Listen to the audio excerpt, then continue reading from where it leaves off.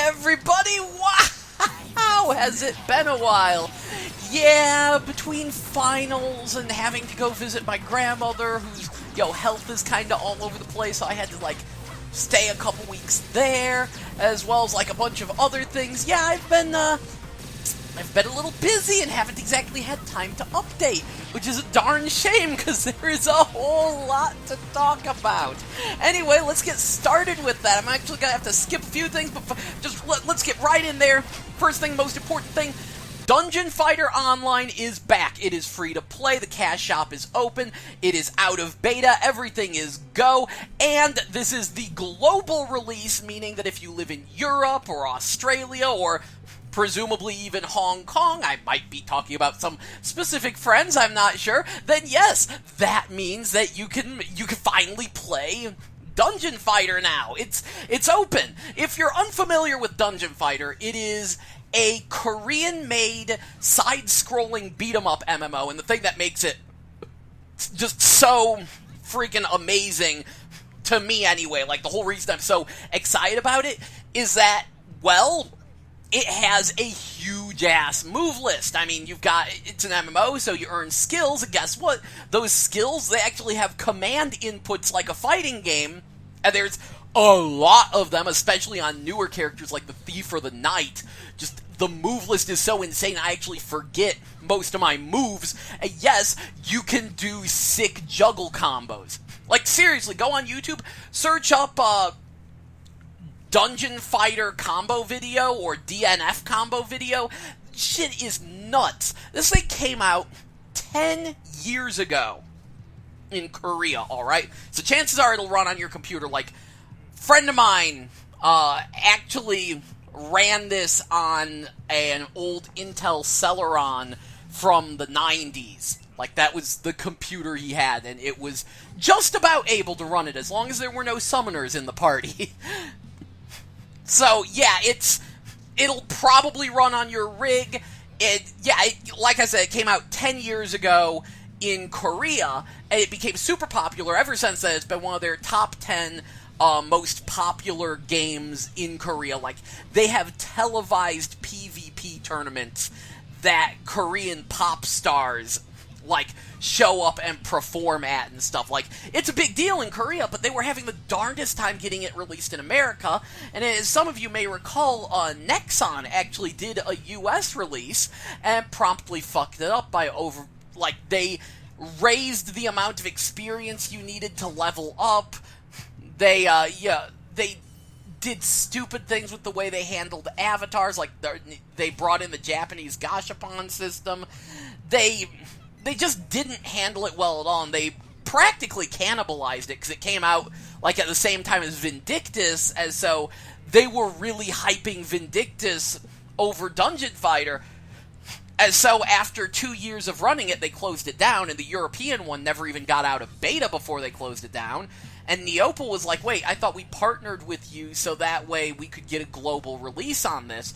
So now, with a bunch of grumpy global fans who either never got to play or played and got the servers shut down on them, Neopal themselves, the actual Korean developers, were like, screw it, we'll just publish it and handle the servers ourselves. Which they had never done before. They've always had, someone else handling the servers. And they are running it pretty well. If you played Dungeon Fighter in the past, I highly recommend giving it a second chance. Because, everything is different. These people are handling it way better. They are updating super fast. Check their Facebook if you want to get the latest information. They're updating it super fast. They're handling it really well. The servers seem surprisingly good.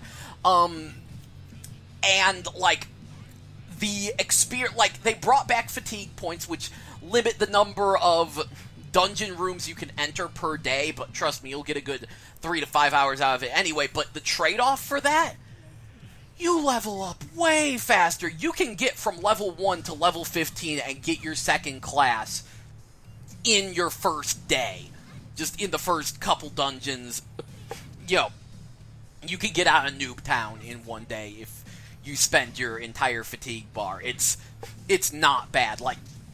Apparently, as you get closer to the max level, which is currently 85, it slowly gets, well, slower to level up, and it does become a grind eventually once they start to run out of content. That's kind of the idea there. Also, you know, we have new classes. The Knight is here, and I know you're going to look at the Knight and you're going to think, oh, what a terrible Moe Blob character. But give her a chance and you'll be surprised at how fun the Knight is, because her launcher, like, puts enemies in a special juggle state, and the amount of moves that the Knight has is nuts. I kind of like her backstory. Like, they actually explain why there are hundreds of Knights just all running around simultaneously. There is an explanation for it, and it's pretty nuts. I'm really liking it. And Female Slayer will be here July 7th, so that is a thing to look forward to.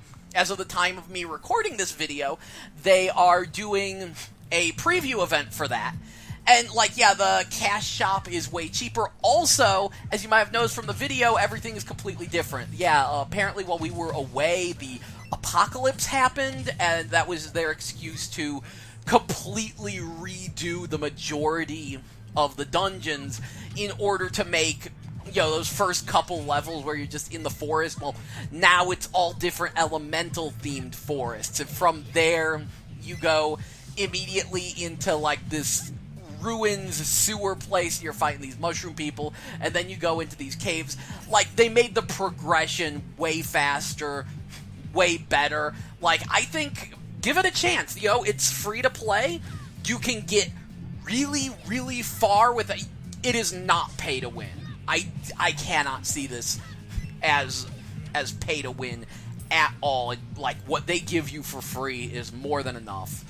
And yeah, give it a chance, because this is like one of the only MMOs I actually play. If anyone's wondering, I'm on the East Coast servers, because early on the West Coast servers were having trouble getting up, and so a lot of people just wound up jumping on the East Coast servers. So they're way more populated, though there's plenty on the West Coast, but I'm on the East Coast if anyone's wondering.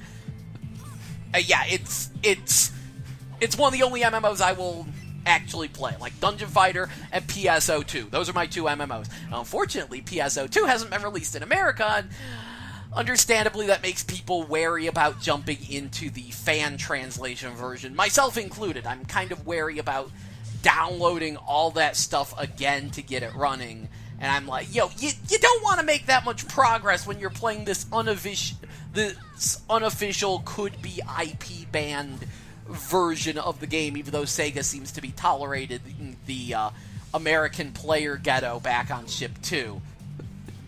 So there is that. Moving on from Dungeon Fighter to another online experience, let's talk about Splatoon.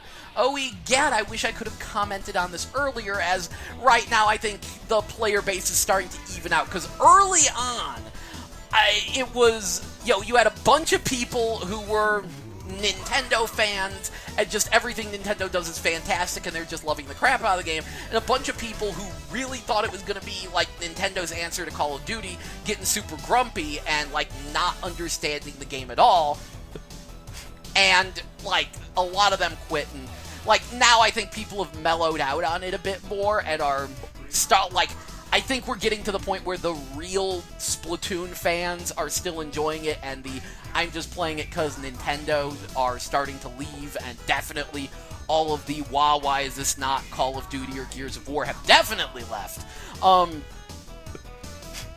But, like, I'm sorry, I watched Maximilian try to play Splatoon, and it was pretty sad. Like, he spent almost the entire time just... He got a crappy weapon, he immediately ditched the tilt controls that are very handy. I highly recommend giving them a chance before turning them off. He basically just got a crappy weapon and was shooting at the ground and was whining about the fact that killing other players didn't count, rather than truly comprehending it. While simultaneously shouting, "Why the fuck am I losing? I don't get it." Now, at the same time, like, as you can see, I like Splatoon, and I think a lot of people aren't getting it. This is the worst part, though, because this is still sticking around. There are a lot of so-called professional reviewers who are sitting around just wanking off to the game, praising it as being just this revolutionary masterwork of a game because it's non-violent, and that's so brilliant, and that that just proves that gamers are over and we don't need violence and this, that, and the other thing. And of course, any sane person is sitting there going, so why is it fun? That's the thing that's been pissing me off. They're all praising it because of its lack of violence. It's like, okay, fine, so it's fun because it's not violent? No, I'm sorry to say, violence is pretty fucking fun. So you're gonna have to sell me on this, because this sounds like some Huck Finn bullshit. Paint the fence and all that? Yeah, like, why is painting the stage fun? Why don't we get anything for killing the other players? Why is the game set up the way it is? And let's get on that. Why is it fun? Because obviously I love the fuck out of it. You know why it's fun? Because it's Pac-Man. More accurately, it's Crush Roller or Make Tracks, which was an old Pac-Man clone. You might have played it on the Neo Geo Pocket Color if you were an early adopter of it. But yeah, Crush Roller, old Pac-Man clone. You played a paintbrush. Your goal was to paint the entire stage while running away from fish that swim in your paint, and then like little cats would come out and they would walk all over your paint, leaving paw prints on it, and you'd have to repaint that area. Yeah, that's pretty close to Splatoon. If you watch my video where I'm playing playing the global test fire, I was coming to that conclusion when I was using the roller. I was like, this is really reminding me of Crush Roller. And the more you think about it, the more you're like, this is fucking Pac-Man. Except 4-on-4, and we're all Pac-Man, and we're all the Ghost at the same time. And once you start thinking of it like Pac-Man, it all starts to click. And because, like, the big thing is the time limit. You are on a 3-minute time limit to paint as much of the stage as possible. What that means is that there's no time to just sit there and be meticulous. You need to lay down paint, and you need to lay down paint fast. If you are not laying down buckets of paint, you are using the wrong weapon. The Splatter Shot is not better than the Splatter Shot Junior. The Splatter Shot Junior, which is your starting weapon, is actually really, really good. It has less range, but a higher rate of fire and kind of sprays everywhere. Honestly, I still use the Splatter Shot Junior. I think it is a fantastic weapon. Yes, the rollers got pretty dramatically nerfed. They made it so they take up way more ink than they did early on, and thankfully that makes it work. Like, the rollers are still good, but they are very much... you gotta know what you're doing. They're very much the non-confrontational weapon. And that right there is part of why this works. You see, Nintendo wanted to make... Let me finish my previous thought. The point is, you need to... don't be meticulous. Don't be slow. You are on a 3-minute time limit. You need to put down as much paint as possible. If the ground in front of you is painted, why aren't you a squid? If it's not painted, you should be a kid, you should be spraying everywhere. And that's part of why I recommend actually using the tilt controls. They're a little awkward at first, but what it is you like tilt the gamepad to tweak your aim, and you can just sort of flick it up and down to spray just everywhere. And that can be really handy, because this is all about making a mess. It's about laying down as much paint as humanly possible in this maze. But when you think about Pac-Man, you realize, wait a second, Pac-Man doesn't engage the ghosts. Pac-Man runs away from the ghosts. And that is actually represented in Splatoon. Especially if you're using the roller. And that's part of why it works. Because there are, like... It's not to say that killing people doesn't matter. I'm sorry, my brain's all over the place. It's late at night. It's like 4:30 a.m. Is it 4:30? It is 4:34. Okay, I'm sorry, I record late at night. But yeah, like, that's the thing. You can win non-confrontationally. And the reason behind that is that Nintendo wanted to make the third-person shooter equivalent of Mario Kart. They wanted a game where skill is still definitely involved, but what you see is what you get. It is exactly what's on the tin. There's no secret techniques. There is no, like, how do I put it? Like, There's no wave dashing or, like, snaking. Snaking is the best example of a secret technique glass ceiling that just utterly wrecks a game. I'm sorry, snaking fans, but if you can outrun the blue shell, you have broken Mario Kart. If you're unfamiliar, in the older Mario Karts, you could do the mini turbos by drifting back and forth in like a snaking pattern, and that would allow you to go so fast that a lot of items couldn't catch up to you. And if items can't catch you, that means items are useless. And if you're going that fast, that means anyone who isn't snaking can't catch up to you. The only people who can compete with snakers are other snakers, which was why they went through all the trouble of changing how drifting worked in order to remove that from the game, because it made it so normal people who just picked up the game and are playing it couldn't get into it. Yes, practice should make you better, but if you get the core mechanics, you should be able to pick up, play, and compete to some degree. You know, it should be more action-reaction. This is something Nintendo's been trying to do. You got Mario Kart. Smash Brothers is the same way. This is why we're never going to have something quite like Melee ever again, and that's fine, because there was like, you see pro-level Smash Brothers Melee, it is nuts. But that's why we're never going to have something quite like Melee again.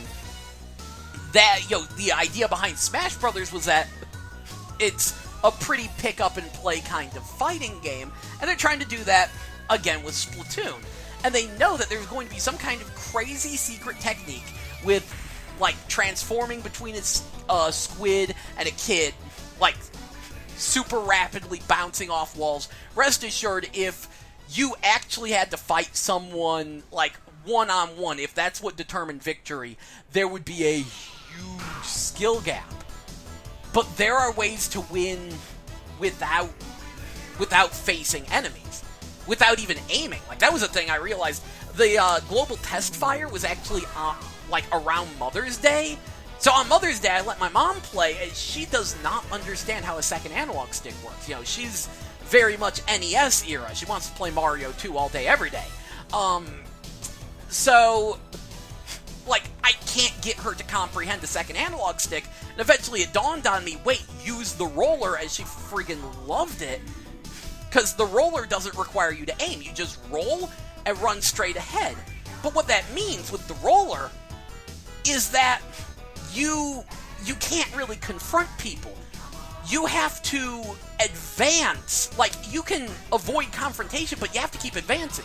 You have to keep painting. It's a very Pac-Man way of doing things when you're using the roller, and that's what makes it work. Now, so there's people who are like, so there's no point to killing people? Well, no. Look, it's really fast to take people out. Like, 3 hits is usually the maximum. It is super fast-paced. It feels kind of Pac-Man-y, and there are weapons designed to just utterly obliterate people instantly. And a friend of mine actually went that route. He found himself to be really good at murdering people with the blaster, which is essentially the game's equivalent of the rocket launcher. And at first, you're like, this isn't going to work. The blaster isn't that good at laying down paint. But he wound up being really good at just standing in the middle of the stage, shouting, "None shall pass," and just offing people left and right. That puts the enemies out of commission, allowing the rest of your team to paint up a storm. He's still very much contributed to the team. But if you are going to go the I am going to shoot all of my opponents route, you better be good at it. If you're going to go the I am going to run away and paint route, you better be good at it. And if you're going the middle ground, well, you know when to run and know when to paint. And again, you gotta paint, you gotta go fast. When you start thinking of it like Pac-Man, everything just makes so much more sense. And again, speed. That is what makes it fun. Speed. When you are a squid, you go fast. You can instantly jump to the location of any of your teammates. You respawn pretty darn quickly. You murder people pretty darn quickly. You put down paint pretty darn quickly. You refill pretty darn quickly. You don't have time to waste, camping or setting up ambushes, if you're doing stupid crap like that isn't like spur of the moment about to be sprung, then you are wasting everyone's time.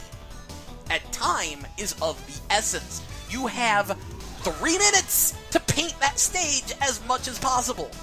And that is what makes it fun. Now, the big question, do I like Splatoon? Yes, it is an absolute blast. But I don't think it's worth $60 because it's too online-centric. There is little to no offline options. Like, yes, there is an offline story mode. It's pretty fun. It's also pretty short, and you don't get to actually use any of your clothing items. It doesn't actually represent the core Turf War gameplay mechanic.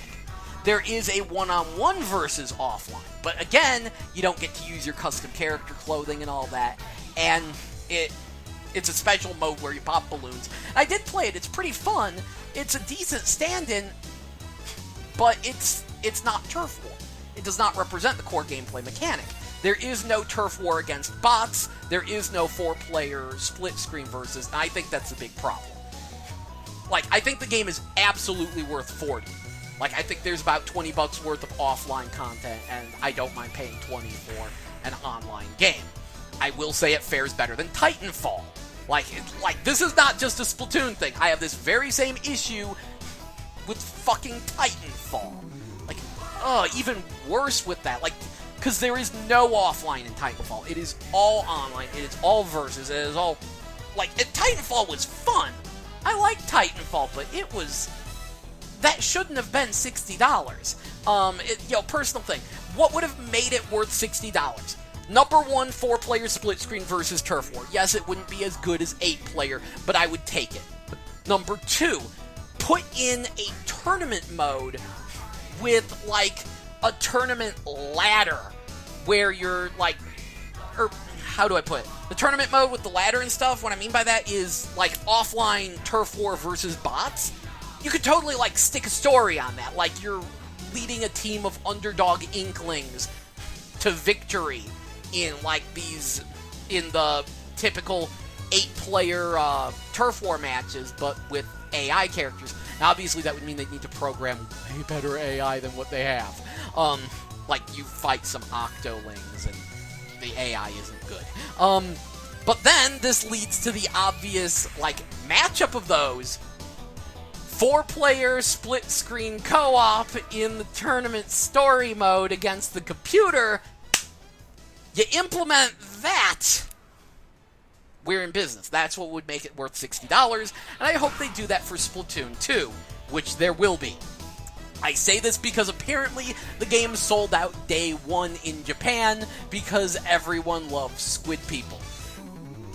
They're completely nuts for it. They love it, and there are a lot of Japanese players from what I saw, which is good. I definitely like it. Also, extra special deduction of points. This is the worst use of amiibos ever. You see, the whole point of amiibos is that they work with multiple games. Like, I look at it as buying an amiibo as like buying a pass to a character fan club. Having the Peach amiibo, you're part of the Peach fan club, and you get a bunch of Peach stuff and random Nintendo games, right? But with the Splatoon amiibos, they don't work in any other games, and, you can only use them in Splatoon, and Splatoon only works with them. Now, if I could put my Peach amiibo in Splatoon and get, like, Peach's dress as an unlockable outfit, that would be fine. That's what they should do. But that isn't what they did.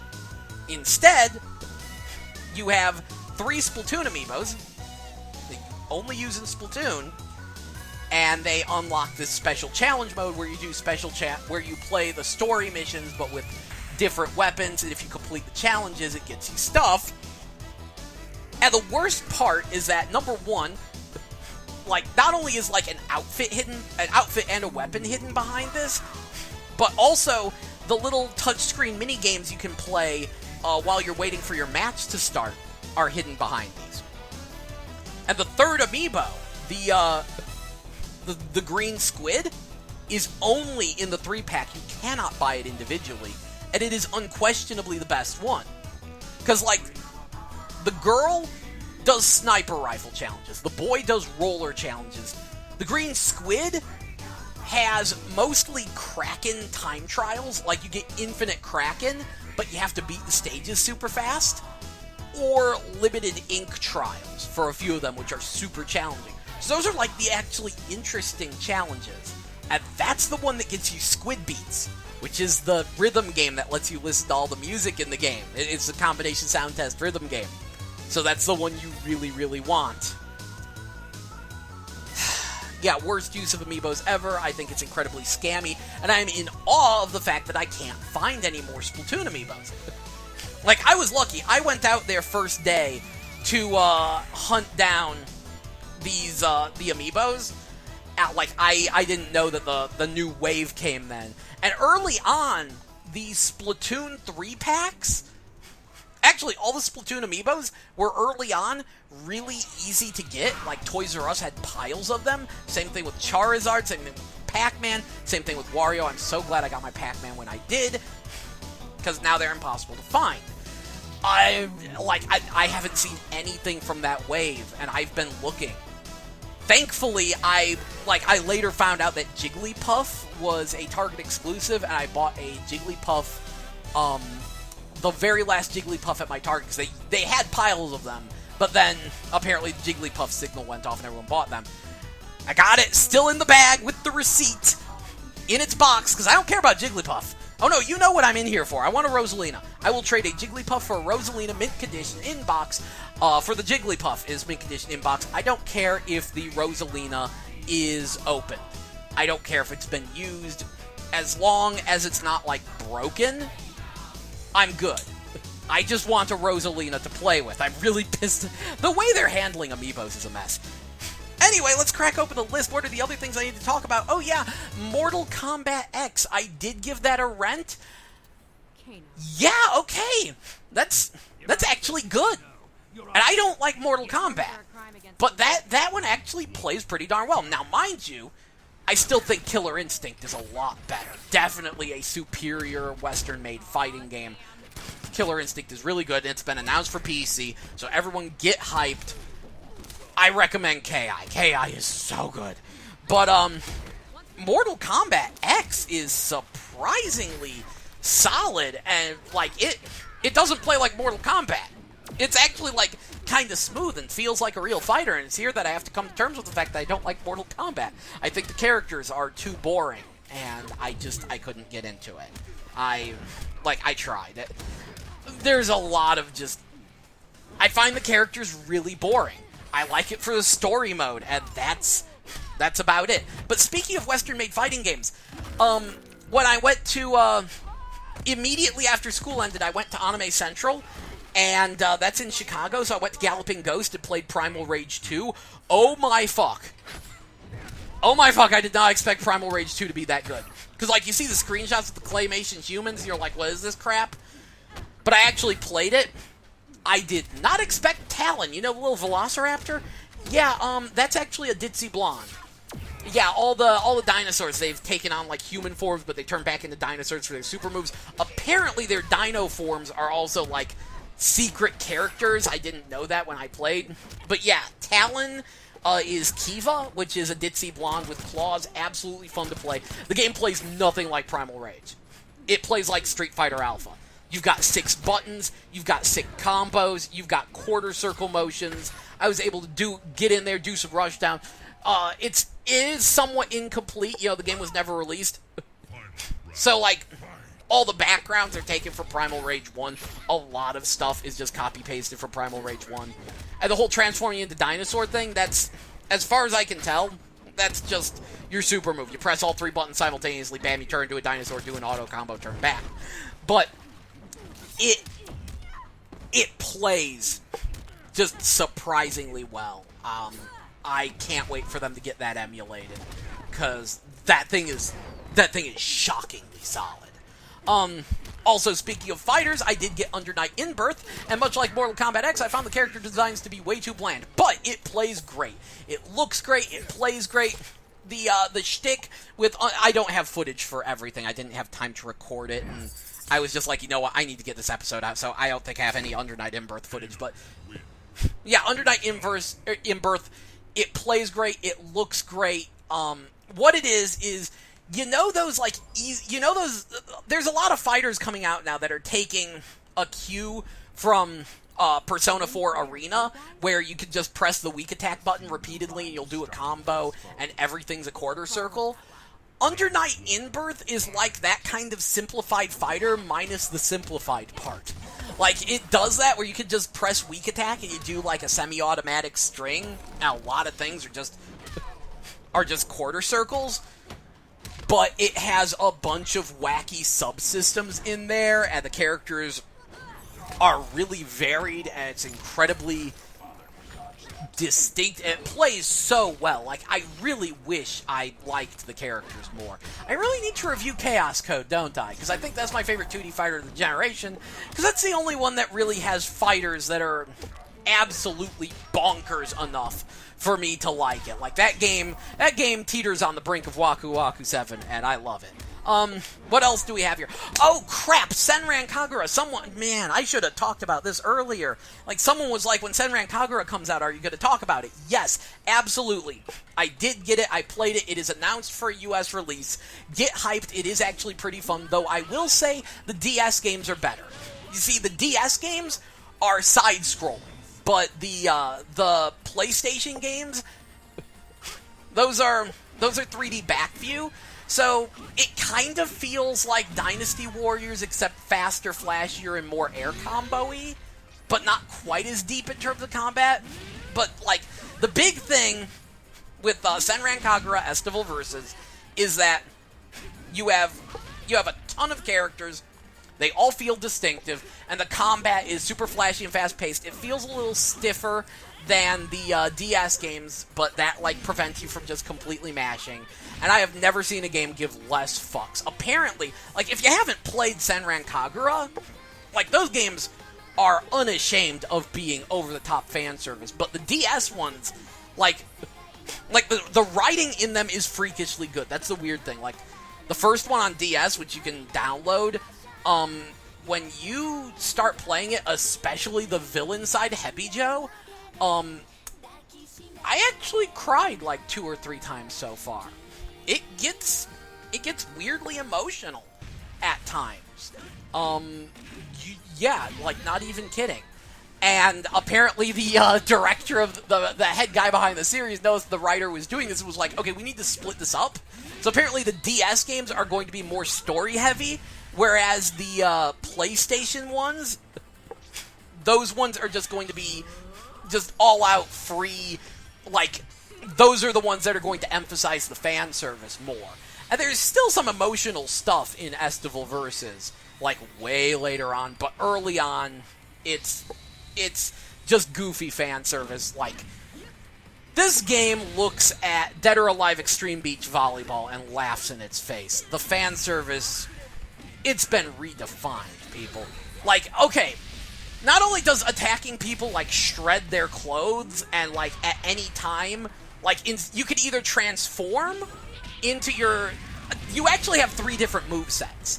Your standard moveset, you could transform into your ninja form, and that gives you a better moveset, or instead, you could just tear your clothes off and run around in your underwear.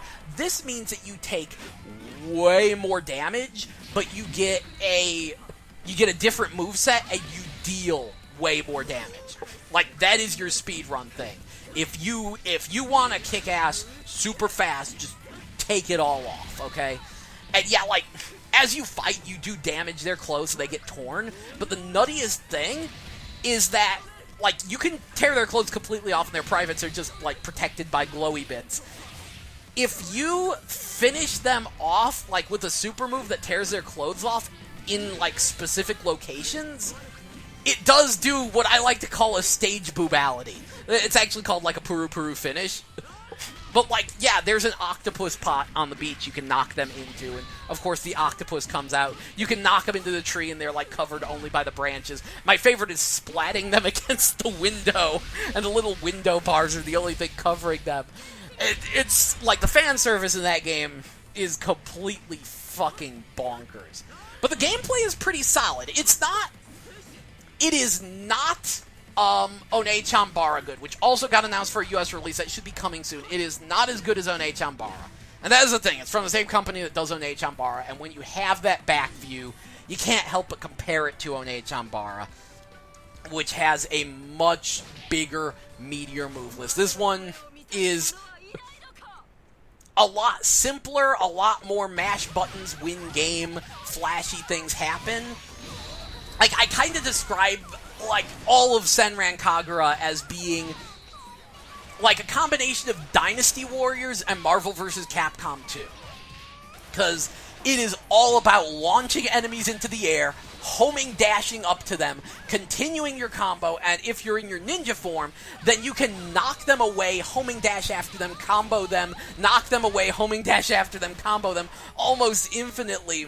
It is super flashy and nuts, and, like, ignore the two best friends video of it, because, like, this thing runs at 1080p 60 FPS with very little slowdown. There is some slowdown in there, but there are, like, no frame rate hiccups. There's slowdown, and it runs silky smooth, and I'm surprised how good it looks, because this thing is, like, kind of low budget, and also it's, like, a Vita game first, and, like, it's up-ported to PS4, but the character models look amazing.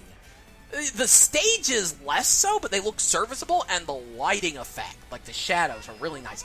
But you want to know, this is the wacky thing. You want to know what the real draw of Estival Versus is, what actually makes it good. It's not the single player, it's the multiplayer. On PS4, it has 10-player online versus mode. I played it.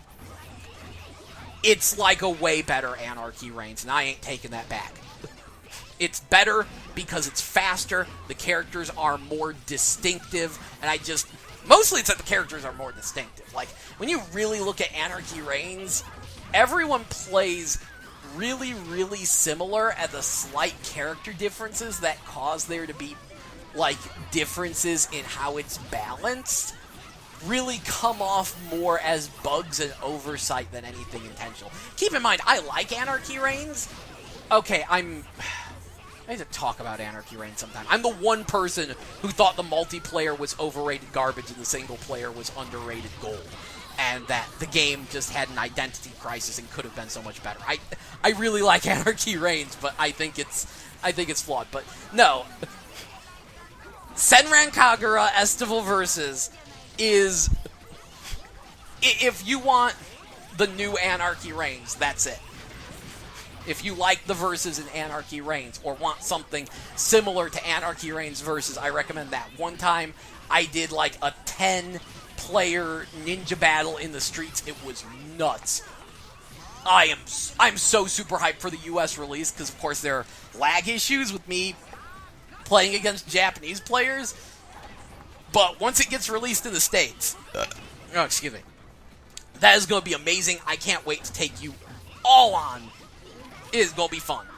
Oh yeah, also there was that Kunio game I was talking about. Yeah, that wound up being a disappointment. Like, the character customization isn't actually that good.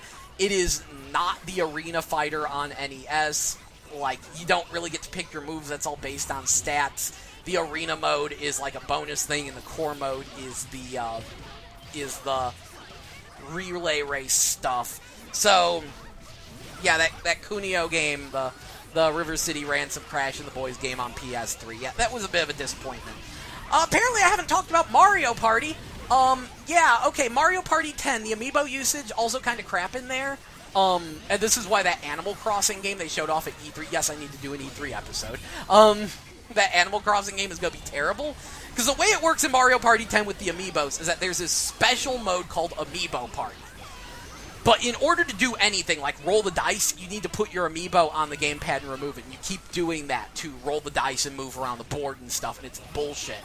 And, like, I know a lot of people hate the whole being, like, in the little, like, car that drives you through the stage.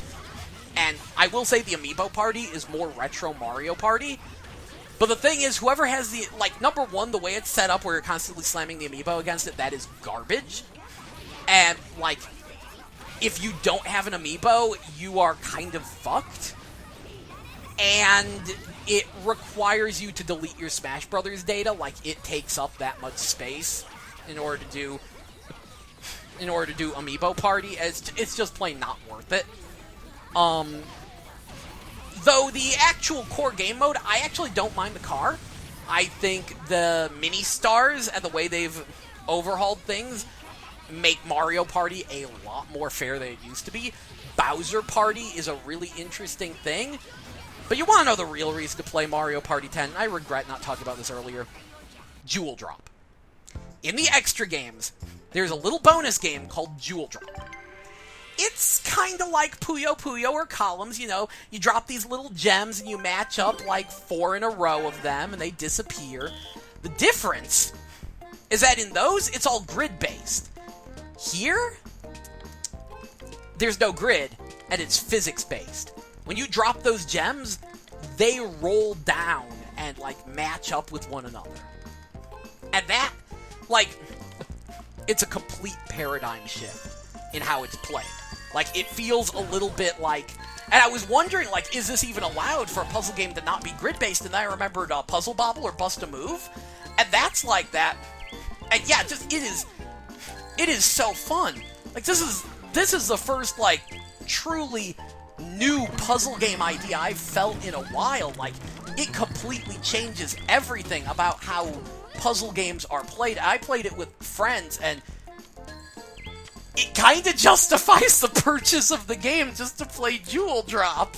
Like, I'm keeping it around because I love Jewel Drop too much. The only issue is that all the characters technically play the same. The whole, like, shaking the Wiimote or controller in order to shake up the stage thing is kind of overpowered and needs to be nerfed. And yeah, there's only one stage and one song because it's a mini-game. Nintendo, I know you're not listening, but I'm going to pretend you need to make this a full game. Make it like Captain Toad's Jewel Drop. I don't care. You can sell it for $40 as a boxed release. You can sell it for $20 as a download. I don't care. You need to flesh this out. You need to make this a real game. This is amazing. It is crazy addictive. I am having such a blast with Jewel Drop. And the thing that is driving me nuts is the fact that there's no 4-player offline, which felt like a weird omission considering it's in Mario Party, and there's no online versus. Nintendo, I need this online. I need to challenge the world to Jewel Drop. It is amazing. It is an amazing puzzle game. You have accidentally stumbled onto pure crack. Nintendo, listen to me. Like, this needs to be a campaign. We need to, like, band together and, like, I need to make a separate video talking about just how phenomenal Jewel Drop is. Because we need to band together, like, it needs to be like a campaign. Nintendo, we need Jewel Drop online. It needs to have needs. You don't understand needs. You have made the greatest thing ever, and you don't know it yet. Jewel Drop is amazing. I need more. So other than that, I can't really talk too much about Kirby and the Rainbow Curse other than the clay is... The way they got the 3D to look like clay is fucking amazing. And Final Fantasy 15 and Final Fantasy Type 0. Final Fantasy Type 0 is like a much better Final Fantasy 15. Like, seriously, it actually kind of deserves a chance. I don't think it's great, but the sheer number of characters is nice. I love the fact that it has a world map. I love level grinding in that game. It has some pretty good music tracks. I'm a little iffy on the story in some cases, and I'm glad that they, like, apparently they've patched the motion blur in it, because that was way too extreme. And apparently the translation's a little questionable in areas. Mostly the fact that it actually uses, like, Xi and Zhe for Moogle pronouns, even though Moogles already have their own pronoun. It's Mog! Sorry. Yeah, I know, it's kind of seeping into everything, isn't it? But aside from that, Type 0 is actually pretty fun. 15? Oh my fuck, I've never felt so sorry for a company. I get why they're patching the demo. Because people have played the demo and they're like, this is pretty nice, but... it's not quite there. And they need 15 to be a smash hit. It has been in development way too long. too much work has gone into it. The budget is too big. Like, it needs to sell, like, at least 5 million copies. And with so many people just playing the demo and going, it's alright, I guess. If they tweak that, I don't know. Maybe. They're like, no. We need to sell people on this. So they've been updating the demo to try to sell people. And the problem is, 15 is a cool idea for a spin-off back when it was Final Fantasy Versus 13. It does not work as a standalone game. Like, I'm kind of cool with the idea of Final Fantasy in modern day. Like, I've grown accustomed to that. But the fact that it's just 4 dudes is just really weird. And I thought about it, and I'm like, you know what? Final Fantasy X-2 was just 3 girls. So, like, again, if it was a spin-off that was just Final Fantasy Super Dude Quest, I'd be fine. I'd be even more fine if they actually were a Japanese rock band and were traveling around playing rock music. That would make it so much better. But no. Also, the character designs are just way too similar, and the one good design is the one that they decide to change into their shittiest design, so good job there. And yeah, just the lack of... It's such a sausage fest that's really weird and uncomfortable. I'm just gonna be blunt. I'm very... I like Cindy. If you made Cindy DLC, I would be perfectly on board, and everyone complaining about Cindy's outfit can fuck off, because it is perfectly fine. No, seriously, like, her knees are covered, and working on cars and stuff and being a mechanic, it's kind of hot. It's not really an unreasonable outfit. So, y'all could just fuck off? Okay? Cindy's awesome. And I want more Cindy. And if you just change this to Final Fantasy Cindy, I might be a little bit more on board. Yes, I was just talking about Senran Kagura earlier, why you ask. So, yeah, we need more character design variety, and we need, like, not just those 4 dudes. And that's the other thing. The fact that it's an action RPG is a little weird, and the fact that they aren't going all in with the fact that it's an action RPG is weird. Like, what you do is you just hold down the attack button and you auto-attack. There's no reason to keep mashing it. So it's a little bit like Lightning Returns, but, like, in an open-world setting, which would be fine, except it doesn't feel like you have enough moves, but it looks like they're expanding that. But then again, you're only controlling one character in your party, and that's weird. You should be able to switch between all the characters, which should be more than 4. This is why Final Fantasy 15 just feels wrong. And, like, everyone I know is like, I wish they'd just finish it and move on. Like, none of us are invested in 15. None of us. No one here cares. You, and I feel bad about it. It's like they're really trying to sell us, and it's like, you need to completely overhaul this. You need more characters. You need, like, some playable ladies, and they need to be playable. And you need to either decide between it being an action RPG or some kind of tournament. You know what? No. The combat system, it's starting to grow. It's starting to get better. If I could switch between characters, we might be... You know what? They need to play Magna Carta 2. Like, I'm thinking about it. It's like, you know what? Magna Carta 2 is like what this should be. So they need to play some Magna Carta 2, and then it might start to come together a lot better. But yeah, no, most of my friends are like, I'm not sold on this. I'm not sold on the world. I'm not sold on the art. I'm not sold on the characters. I'm not sold on the gameplay. Like, and they're like, yo, a lot of hardcore Final Fantasy fans, they're just like, just shit and get off the pot, is basically their opinion. They're like, release it, let it flop, move on. You need to do 16. And 16 needs to be a much, you need to try again. You need to move on and do 16. And, I know that they can't. You know, they need to get 15 to sell, and that kind of requires a complete and utter overhaul of the game, because it worked as a spin-off. We cared about it because we thought it was in development, and we were like, well, at least it's something to look forward to. Now that it's a full Final Fantasy game, not only are the expectations higher, but a lot of the stuff that we were like, yeah, that's cool in a spin-off doesn't work here, and I can't say it enough. Type 0 is basically the non-shit version of 15. I don't know any other way to put it. I wish 15 was more like Type 0.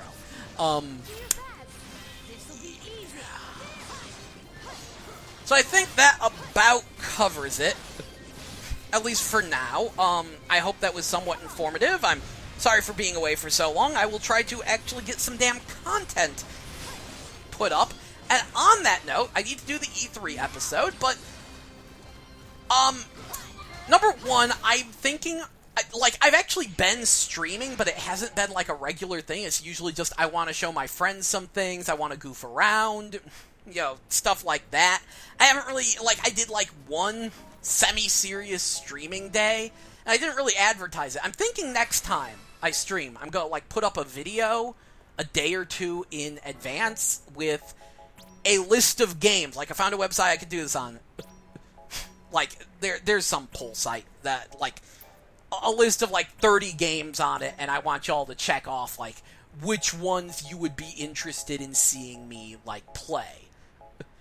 And then, like, since I would actually be having the people on this channel vote on that, that would mean I'd need to record it and post it here in case anyone misses it, as, you know, Gaming with Gel type stuff.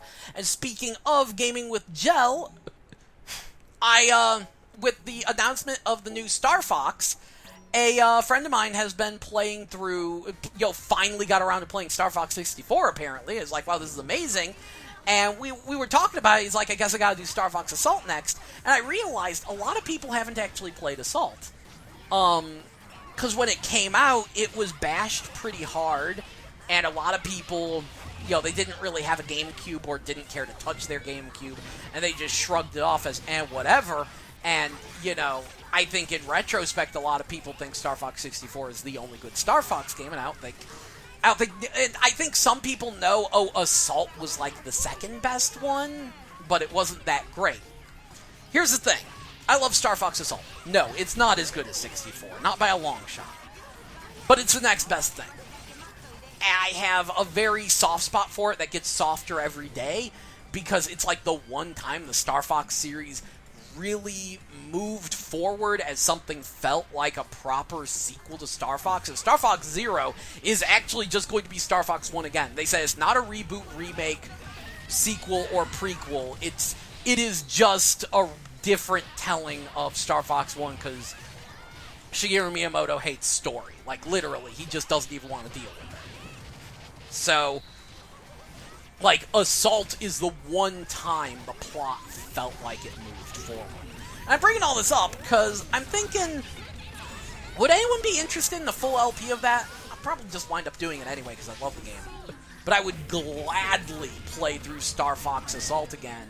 And I think maybe people might appreciate someone who, like, loves Star Fox Assault playing through Star Fox Assault and spooging about it, because so few people actually have any love for that game. And oh man, when you see the save file, like, I didn't 100% it, but the sheer number of profiles, the sheer number of friends I tried to get into playing Star Fox Assault is kind of nuts. I love that game. I especially the first stage.